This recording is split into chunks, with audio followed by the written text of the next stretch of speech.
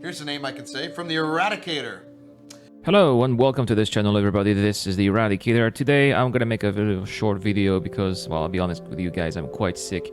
Got fever again and sore throat, so things are not looking pretty good for me here. But you know, I'm taking medicine. I went to see a doctor. I hope I'll be back in the next couple of days, so don't worry, guys. Anyway, it's Saturday. Let's time to talk about the roadmap update, which is quite interesting actually. We're gonna check out the progress made with 3.6, well, or the lack of progress, I should say, or whatever. I don't know what to say about 3.6 now. It's been out for a couple of times. We're already at half of the third quarter already. It's supposed to be we're supposed to be well on the way in 3.7, but it's not really the case. But let's have a look first at some of the gameplay. You can see that unfortunately ship rentals are still stuck at one task out of two. That's really too bad. We don't really have any update from CIG.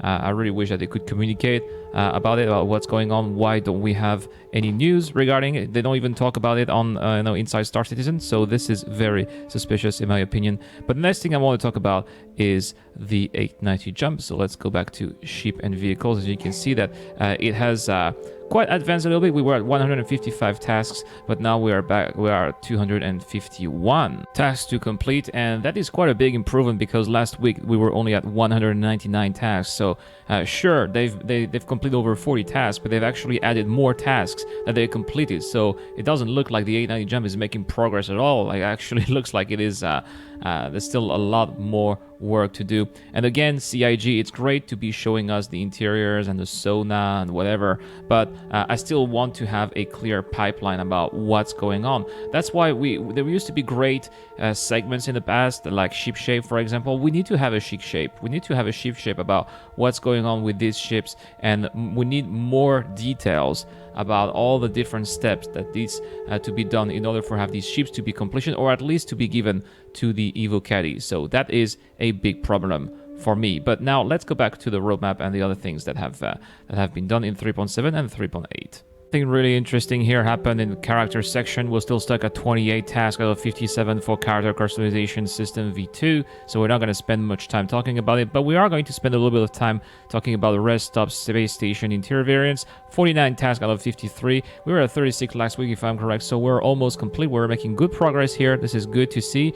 Probably I believe that as soon as they're done with this, they're probably going to work on other environments, which is great. They're maybe going to even progress furthermore on New Babbage for 3.8, which needs a little extra work, or maybe they are going to work on implementing new areas or new quality of life improvements for the locations that we already have. So I'm quite confident that the locations team out there is doing a pretty decent job, at least from what we are seeing in this roadmap.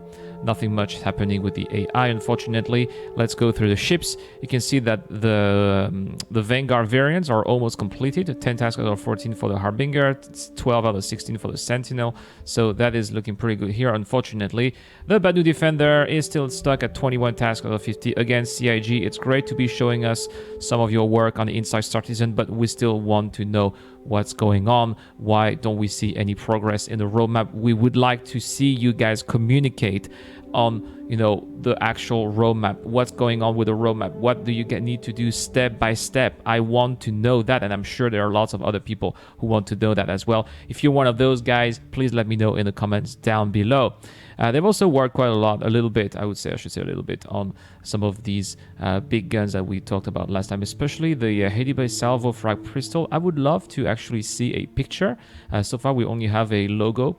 It would be great if they could also update that picture here, because we've seen it in Inside Star Citizen, the Kroneg FL33 laser cannon, which is a massive, slow-firing laser cannon. They did talk about a little bit. It's going to make a lot of damage, but it's not going to have a very large firing rate. A very interesting ship gun, in my opinion. If you want to have some kind of tank, but you're probably going to have some pretty good aim. I don't think there's going to be gimbals with that, but still, quite exciting new guns coming up in 3.7. Let's go through 3.8, and this is where the fun begins. We're still pretty much the same here. Microtech collection almost complete, 6 out of 7. Edipar 9 out of 29. But look at that, guys. That's what I'm talking about. So Microtech was still at 3 out of 12. That's okay because, apart from New Babbage, there's not going to be much to be done apart from maybe some space, some bunkers or stations scattered around the planet a little bit like what you see on the Hurston. I wouldn't be surprised if that's what we're going to see here. New Babbage landing zone is at 44 out of 263. Look at that, guys. That's a lot of new tasks. And that is a bit reassuring because I remember a couple of weeks ago we had like a ridiculous amount of target, like 30 something, and it was like very unrealistic. And how come New Babbage version V1 has had such few tasks, and you were looking at New Babbage V2 and or maybe at Horizon, and Horizon had so much more. So I'm glad to see that they are finally scheduling all the different tasks that they need to do for New Babbage. And if they are going as fast as they are for Horizon, for New Babbage, I'm pretty confident that they will be able to make it, at least maybe for they'll be able to show something interesting to us for CitizenCon. But look at that. This is what I wanted to show you guys, because last time we were only at 1 task out of 15 or 14 complete for these new Calliope, Clio, and U-Trip. And now we're almost halfway completed.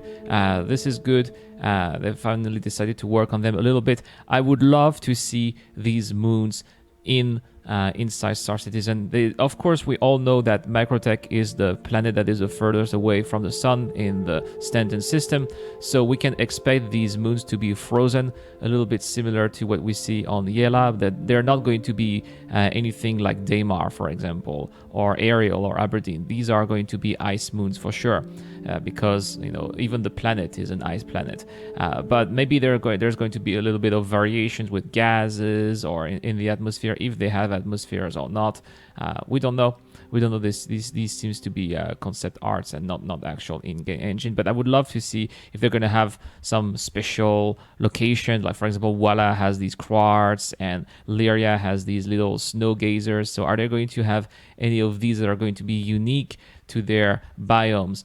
That's something that I'm really looking forward to. Unfortunately, everything else here is not making much progress at all. So there's not much to talk about. The same can be told for locations.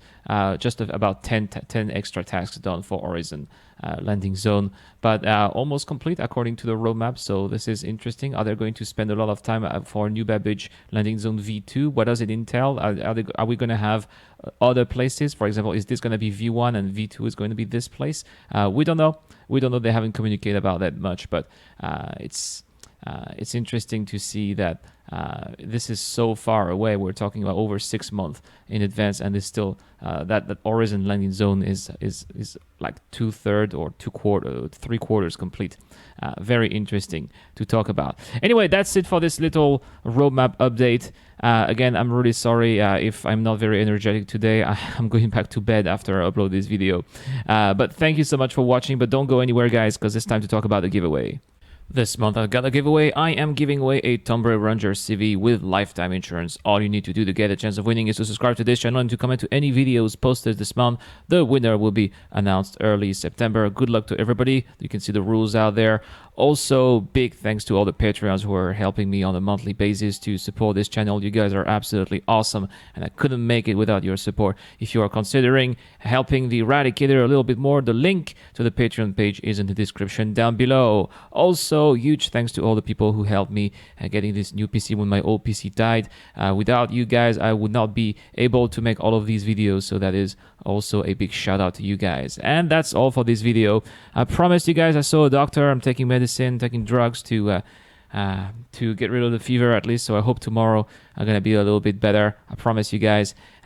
Take care, everybody. Have a great weekend, and I'll see you guys tomorrow. This is the Eradicator. I'm signing out.